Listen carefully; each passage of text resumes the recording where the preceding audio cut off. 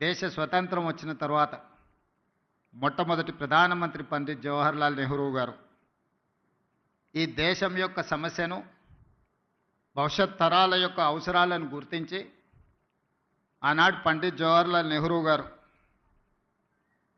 బిజిలీ, పానీ, సడక్ ఈ దేశం యొక్క మౌలిక స్వరూపం మారాలి అనంటే విద్యుత్తు ఉండాలి, తాగునీరు, సాగునీరును అందించాలి, పల్లెటూర్ల నుంచి పట్టణాల వరకు రోడ్డు రవాణా వ్యవస్థ ఉండాలి అని ఆలోచన చేసి బాక్రానంగల్ నుంచి నాగార్జున సాగర్ డ్యాం వరకు పండిత్ జవహర్లాల్ నెహ్రూ గారి విధానంలో ఆ రోజు ఈ దేశం అభివృద్ధి పదం వైపు నడిచింది. ఆ రోజు ఎడ్యుకేషన్ అండ్ ఇరిగేషన్ ఆలోచన కూడా పండిత్ జవహర్లాల్ నెహ్రూ గారు చేశారు. అందుకే ఈరోజు ఈ దేశంలో ఉన్న గొప్ప గొప్ప యూనివర్సిటీలు అన్నీ కూడా పండిత్ జవహర్లాల్ నెహ్రూ గారు ఉన్నప్పుడే పునాదులు పడ్డాయి. ఆ యూనివర్సిటీల నుంచి వచ్చిన విద్యార్థులే ఈ దేశ భవిష్యత్.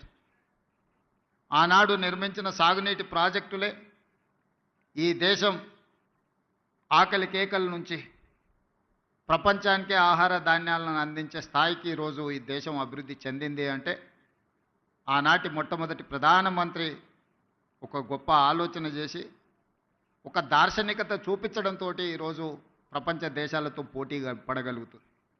ఆ తర్వాత శ్రీమతి ఇందిరాగాంధీ గారు దళితులు, గిరిజనులు, ఆదివాసీలు, బలహీన వర్గాల యొక్క ఆకలి కేకలను, ఆలోచనను చూసి రోటీ కప్డా ఔర్ మకాన్ అనే స్లోగన్ తోటి ప్రజలకు రోటీ కప్డా ఔర్ మకాన్ అనే విధానాన్ని తీసుకొచ్చి పేదలకు సహాయాన్ని అందించారు.